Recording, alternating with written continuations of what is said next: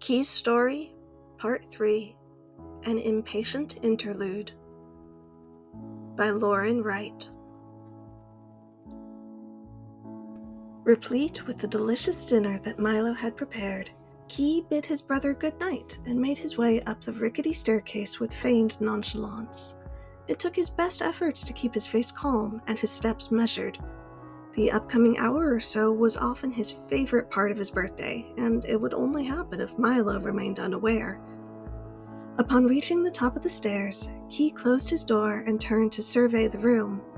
He cast his gaze over his belongings, and everything looked the same, but Lynn could be mischievous. Sometimes he liked to hide himself away and surprise Key, but Key had gotten pretty good at finding his brother's hiding spots. As a longer moment passed and Key didn't spot Lynn, his heart sank, and he swallowed around the feeling of something hard in his throat. Key double-checked that the knot was still in its place, signaling to those who knew that the one who dwelt inside was friendly to those who walked the lifting line. It remained unchanged, hanging in its spot in the window. Key took a deep breath and let it out slowly. Things were still okay. Lynn must just be running a little late. Never mind that he'd never been late before without letting Key know. He must not have been able to send a message. He'd be here soon, for sure, though. Key settled himself onto his bed and shifted his pillow and blanket to prop himself up comfortably. He grabbed a lightstone and settled into the space.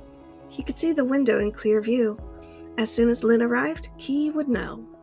In the meantime, he attempted to distract himself with a treatise on the merits of various feathers for quill usage. Key learned that griffin feathers were highly prized for transcribing arcane spells, then got up to make sure the window was unlatched. It was. Key returned to his nest and was informed that, when properly sharpened, cockatrice feathers could be used to engrave metamorphic rock, such as slate or shale. After the paragraph explaining the sympathetic resonance between cockatrice feathers and these rocks, Key lit another lightstone and placed it to make sure the knot in the window was properly backlit. Lynn had never needed such a light before, but it had been a year since he'd been there. An extra hint never hurt. Key continued reading the treatise.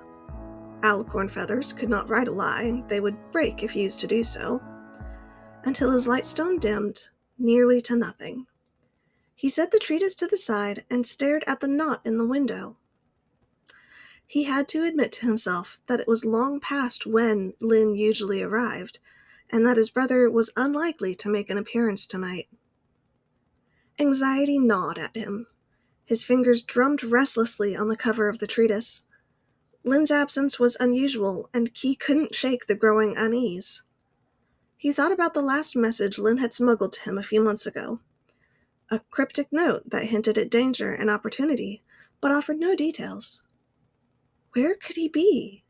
The city was vast, and the night was fraught with dangers. As the minutes ticked by, Key's worry shifted fully away from his own concerns about the guilds to a more pressing fear for his brother.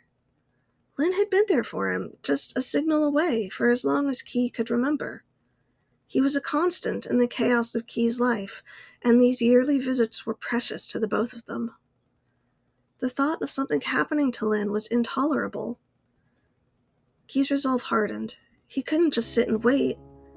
Lynn had to be out there somewhere, and Key would find him. Key glanced at the knotwork one last time, its woven threads a symbol of hope and connection. Tomorrow, he decided, he would begin his search. He would scour the city, speak to anyone who knew Lynn, and leave no stone unturned. Key's fingers brushed the worn edges of his pillow as if seeking comfort from the familiar texture. He took a deep breath, letting the determination settle into his bones.